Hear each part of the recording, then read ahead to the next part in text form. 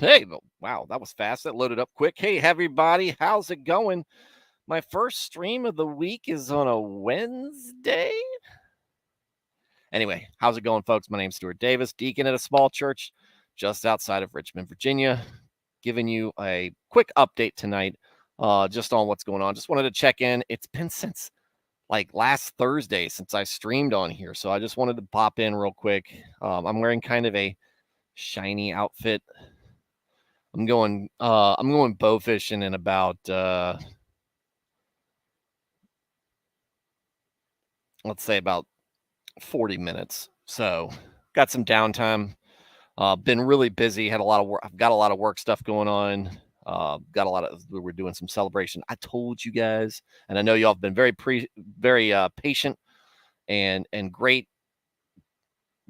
subscribers to this. Continuing to with my odd scheduling or inconsistent streaming the past few weeks. That is going to continue in the coming weeks. So I'm going to take what opportunities I can to get on, talk to you guys, and do what we can. But tonight was going to be a little rush, so I didn't have a stream planned a whole lot. But I was on the road a little bit today, and I was thinking about it because I was thinking about part of the reasons why I haven't been streaming on Mondays was because softball and our last softball game for the season, for the regular season, was this past Monday. And so I won't be streaming a lot next week. I will be streaming some next week, but not a lot next week. And then the following Monday is supposed to be the loser bracket playoff, which that would be my team. So I'll talk a little bit about this.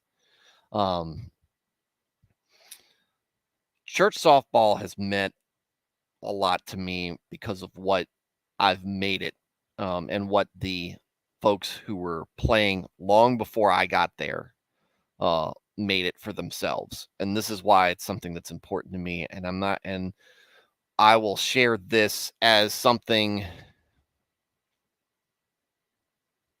that I think it's important. What you'll hear me talk about from time to time is fellowship. Fellowship in the church. If you are not part of a church,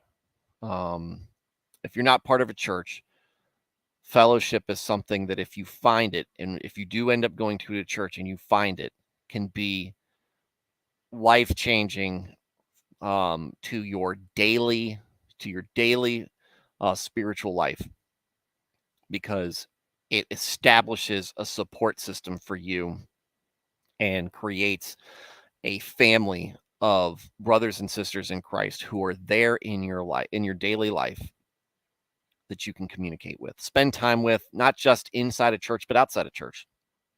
I have a few families that I'm very close with, but it didn't start off that way. That way. I was still mostly loosely connected to the church. And when I got in there, I had a friend and his young family at the time. A friend and his young family. Actually, friends with him and his wife. They were both really good as far as keeping me kind of in touch with the church things, the church culture a little bit when I walked away from church many years ago. And it was because of that. It was because of their attitude and their welcoming and their just overall great positive love for Christ and friendly attitude and willingness to just be welcoming to people. That when I decided I was going to go back into church and I wanted my son to be raised in church, that I would start at that church. And so he was really the only person. They were really the only people I knew very well. And it was, but that's your first steps walking into a church. Sometimes for many of y'all, you might not know anybody in a church. So I kind of had a leg up on on some people. My wife was still not really going to church a whole lot. She was coming sometimes. It was mostly to hear a sermon, mostly to keep an eye on my. Right then, it was just my son, and listen to the music. So him, my buddy, and another guy come up to me and they'd be like, "Hey, you want to play church softball with us? You want to join our softball team? Just getting ready to start up for this new season." And I go, "Guys, I haven't swung a bat since T-ball, and I'm in my mid-30s, fellas. Well, early 30s probably back then. Early 30s, still early 30s. It's been a long time. I wasn't that good. I didn't play baseball for a specific reason." And they go, "We don't care. We just want if you can hold a glove, throw a ball somehow, and swing a bat, kind of, you'll be fine on our team." And so I was like, "Fine, I'll show up." So I showed up, did a batting practice. I hit the ball pretty consistently. I was actually kind of proud of myself, and I played, And so when I showed up, I realized that it was a big precursor into understanding the culture that I fit into within a church, and that was one where lots of people make fun of you, and you make fun of other people, and that's really the time that you spend competing is time that you spend just being men in a manner where you're having fun. Sometimes at other people's expense, but with the expectation that none of us out there are very good. And I think that's kind of and I'm thinking a little bit too much into it, but it can be a microcosm of what who we are as Christians. Who we are as Christians. We're not pros, right? We're not the professionals. We're not out there. We're not the disciples. We're not the apostles. We're not the early heroes of the Old Testament, even though as much as we can relate to it, a lot of these folks do things and have faith that we just don't share. At least I don't. They are at a level that I aspire to be to. But I continually sin. I continually disappoint God and myself. I continually do all this other stuff. Just like I'll hit this past Monday, I'll hit 5 straight ground balls to the pitcher or the second baseman. Sometimes with runners on the bases. It was ugly. Sometimes it's ugly. Sometimes life is ugly. But I hit that base after I've been called out, and I turn around, and I got guys in the stands. I got family in the stands, giving me a hard time, and I got guys in the dugout giving me a hard time, and I'm smiling because I know they're doing it out of love. Now, we treat sin a little bit differently because sin is legitimately ugly. It's not something that you can just say, "Oh, it doesn't matter." Sin matters, and your screw ups do matter. But if your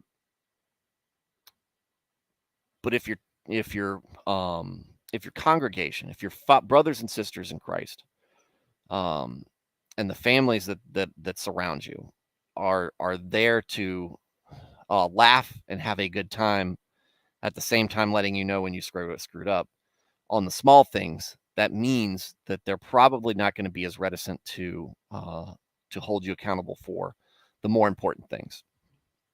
And I don't know if that's a truism or not, but I know that I hold myself, I ultimately hold myself accountable to God.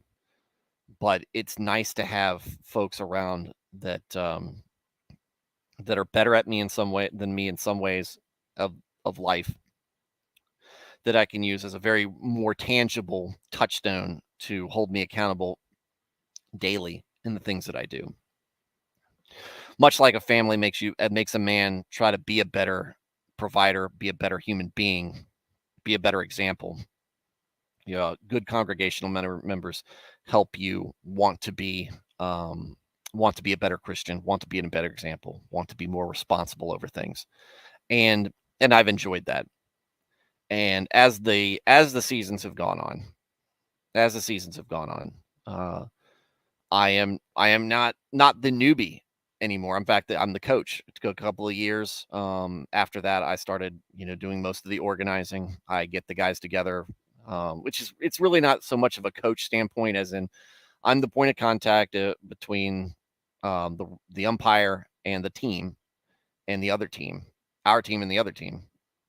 I make sure that I have enough people to field a team that night, and I put everybody in position, and I kind of handle any of the discontent over positions, batting order, any of that stuff. There's very little of that, and I don't know if it's just because we attract that type of person, but we have very little complaining. It seems like people who come on the team, and some of them are very talented athletically, and some of us are, like myself, not so much. But because we have, even with that disparity, we both types of folks continually show up year after year and enjoy it, because we realize that the issue is not, or the meaning behind showing up is not how good you are, but how much fun you're going to have while you're out there, while still trying to be competitive. We still go out there and we want to win, but it's really it's time away where we can be men giving each other a hard time in front of other people, and but at the same time be good examples as Christians, because we're not taking the game too seriously. We're not chastising each other in a serious manner. We're not bringing other people down. We're having a good time, and enjoying the moment, and enjoying the time that God gives us together. And I think that that's important. And I think that if it's something that if you are joining, if you're joining a church and you're starting to get connected, but you really want to feel something more, hopefully your church has some sort of extracurricular that you can get into, that you can be a part of, whether you're good, like I said, good or not. If you're just interested in it, or if there's people that you get along with well who are doing it, and you think that you might be able to become interested in it, put yourself out there. Don't be the wallflower. Be involved, because the more you involve yourself, the more that this is going to be a rewarding experience for you, and that you're going to get more out of fellowship. You're going to feel more comfortable to talk about the things that are bothering you, the things that you need support with, and a good congregation will help you. And the more you build on that, the more that you're going to be ready to help somebody else when they need help.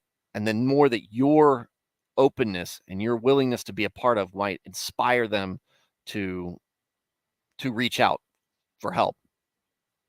Church is for broken people. We'll hear it here all day and all night on this channel. Church is for broken people, because that's who we are. It's not an excuse. It's not a get out of jail free pass. What it is a way for us to admit our failings and try to improve upon those, and move on. Not assuming that just because we've been forgiven that we can keep doing the things that we're doing, but that we can improve on that. Let me talk about some of the chat. It's a little light in here tonight, but I don't care. Nico, first, welcome back to some sense of normalcy here in the chat. Nico is first. Bless me, Catman, for I have sinned past streams. I don't know what you did, Nico, but I am actually not Catman. We actually have a guy on our team. His nickname is Catman. His his nickname is Catman. He's a good friend of mine, and his name is. There's a long story behind that name, and this is not really the venue to get into it. He is not into cats, though. It's just a really long story. Porcupine Mayhem's in here. Boom. Welcome here. Hope your bus restoring activities are going well. Nico, good to see you. Hope all is well. Things are excellent indeed. Things are going well. Busy, very busy, personally and professionally. But Nothing to complain about, really. It's busy. It's busy in a very good way. So that's good. Hopefully all is well for you, Nico, and the rest of the chat. Fig, morning. Yeah, Fig, good morning, Fig. Thank you, Fig. Fig, if none of y'all know, is in my fantasy baseball league. He showed interest before my stream got as popular as it is now. He is one of the earliest. I think he came with Eric Rollon. When Eric Rollon came on, that's when he started tuning in. And Fig has been a regular viewer for many months now. And so when I said I was like putting together I was going to live stream a fantasy baseball draft, he asked if he could be part of it. We put him in there, so he gets a little bit of the backstage access, I guess. And so he's a Bo Sox fan. And I say Bo Sox because calling them the Red Sox, I think, is offensive to my team, the Reds. The Reds are the oldest team in baseball. Reds are the oldest team in baseball. The Reds is short for the Red Stockings. And I've gone into this before. So why do the Red Sox exist? They shouldn't. They should go by a different name. It's such a it's a knockoff to the level of a Marvel character versus a DC character. It's the exact same guy and almost the exact same name, but it's just different league, I guess. I don't know. I'll never forgive the Red Sox for that. And I'll never forgive myself for feeling sorry for them that they hadn't won a World Series in so long. Because once they won that World Series, you realize how annoying Boston fans are in general. The world should not be subjected to that. And Fig last night was sharing pictures of disgusting combinations of food, like candy corn melted on pizza. And I really wanted to commit murder last night. I wanted to murder Fig. And in my heart, I did. So I have sinned. Nico, I have sinned. But perhaps if we go by Old Testament, the spirit of the Old Testament, Fig is really the one who sinned. Fig,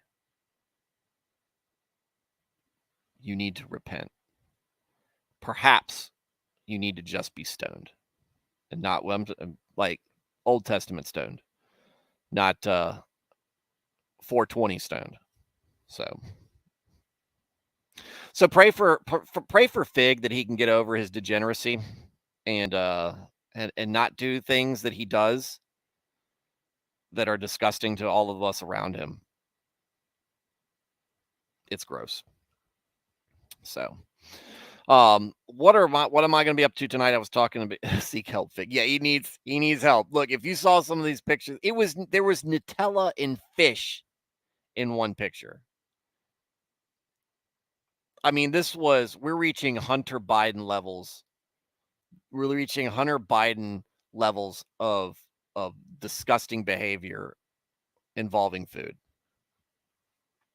It's terrible. It's absolutely abominable. So, awful. But I will be catching fish. I will be catching fish tonight. Hopefully. There was a possible storm rolling in. It looks like we might be clear. And me and my buddy are going to be going out on the boat doing some bow fishing, shooting fish in the face with arrows. Because look, let me tell you guys something about. Stop it, Fig. You could stop this on my stream. Let me tell you something about bow fishing. It's real fishing. It completely changes the game. Look, man does not go out to fish to relax. Okay. Man goes out on the boat to fish that way just to get away, right? Just to get away from the world, get away from whatever. That's not why I fish. Okay. I fish to catch fish. I fish for the fight. That's why when I heard that there's an actual setup where you can take an arrow, tie a fishing line to it, put it to a reel, connect that fishing line is connected to a reel. That reel is mounted on a bow, and you get on a platform on a boat with spotlights on it, and you go out and you look for fish in the water, and you go and hit them with it. I said, sign me up. Sign me up. And then when I went out on that boat and I stood on that platform, shooting right-handed, I'm left-handed, shooting right-handed, and I'm not good with a bow. And I hit a gar. Gar was about this big, center mass. It was the smallest one that we hit that night. With my first shot, I had the first catch. All other fishing I was ruined on, except for maybe spearfishing and some deep sea fishing, which I will be doing later on this summer. But even my last time out deep sea fishing, it wasn't as good as bow fishing. I caught a 47 inch barracuda, and it was fun, but it wasn't like bow fishing. There is nothing like letting loose an arrow into the water and watching it hit and then start shaking and then pulling it in, and you got something big on the line. And then you realize, well, the real good shots are the ones that are the small, when you hit the smaller fish. Yeah, not a 47-foot fish. This got into a real tall fisherman's tail real quick. So that's what I'm going to be doing tonight, and I'm going to be doing that in a few minutes. I'm going to be leaving to go out on the local river and hit that up. So I wanted to make sure, since I wasn't going to have time to do a real good lesson, or not a lesson, a real good review. Catch a tuna like a real man. No, tuna's nice, right? I'm going out for tuna. I'd love to get some tuna. But you're trolling. You're just trolling. You're just waiting for the fish to bite it. Come here, fish. Come here, fish. Will you please? Will you please bite this hook? Will you please bite this hook? Now, mind you, a big that's quite a fight, right? It's a physical altercation. Life or death for the fish. Pride or humiliation for the man. But to see something and shoot it and say, I don't care if you want to bite the hook or not, this arrow is coming at you right now. Oh, harpooning, Nico, I would do that in a heartbeat. And look, this is where I draw the line, because I got a family to think about. I probably wouldn't do it on a wooden boat, long boat, like the old school guys did.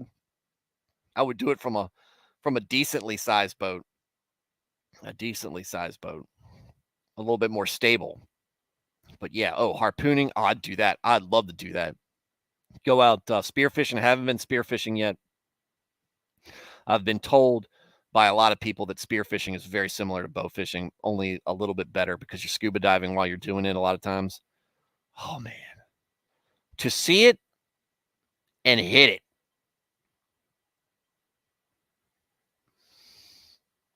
Oh, yes. Oh, yes. I knew it at that moment. When I hit the first fish with that arrow, I said, I'm never going back to rod and reel fishing. It's boring. It's It's mediocre. It's mid. So, let's see. My plan on streaming tomorrow night. I plan on streaming tomorrow night, so be ready for that. What do I got on the things I want to talk about? We talked about some fellowship tonight. I did want to get that out of the way. I want to talk about the Episcopal Church. Nico, I don't care. I am a fishing snob. I am a fishing snob. What was I going to say? Oh, the Episcopal Church. The bishops apparently had to had to waylay the house of whatever, decide some part of leadership within their own church to talk about how to denounce crisis pregnancy centers.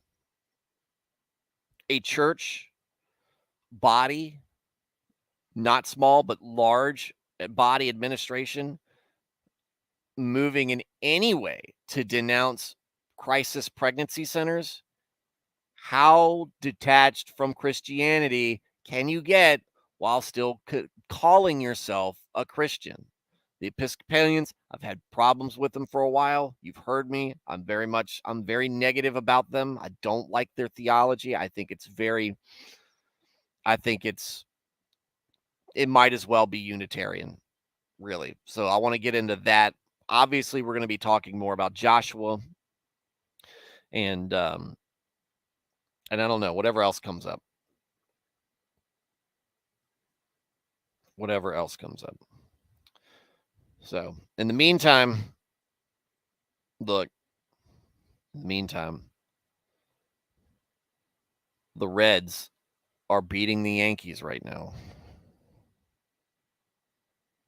In the third inning, 4-0. They're beating they're beating the Yankees 4-0. They came back in the last inning last night and from down 0-3. The Reds are terrible this year. We suck. We are terrible. It's so sad. We were so exciting to watch last year. We weren't necessarily world beaters. I don't think we had any chance of winning the World Series, but we were just fun to watch. The Reds hadn't been that way in a while. And then at the beginning of the season, they do a fire sale on a bunch of trades, get rid of a bunch of good players, for whatever stupid reasons that the owners had. And we have not been exciting to watch. Last night was exciting to watch. Last night was exciting. Last night was fun to be a Reds fan, especially when my brother's a Yankees fan. Right in your face. In your face. We don't care that y'all have won a million World Series, and yeah, that y'all are probably going to make it much further in the into the playoffs, and we're going to be at home for the playoffs.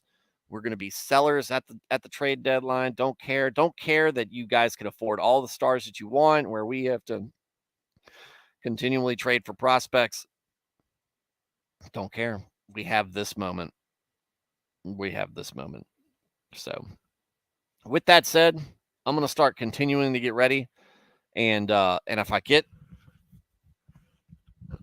the plan, eventually is to get a GoPro and probably not live stream bow fishing. We might eventually get there. Not to live stream it, but to post some videos of some of the good shots. But I don't have the equipment set up for that yet, and we don't go consistently enough to really put that together yet. But it is in the cards.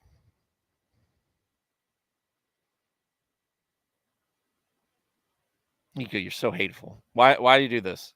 I'm not an Episcopalian. Why are you taking this stuff out on me? Poor Reds.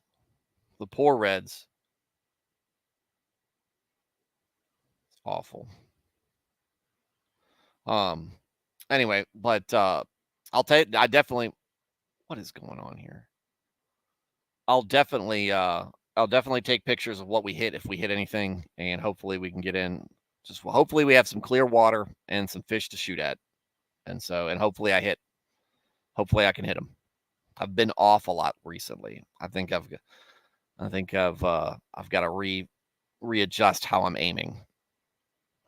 But we'll get into more of that later. But in the meantime, guys, I hope you guys are having a great week. I hope you guys are having a good week upcoming. We'll talk more tomorrow on a more mission based topic, more God-based topic than what the baloney that I've been talking about.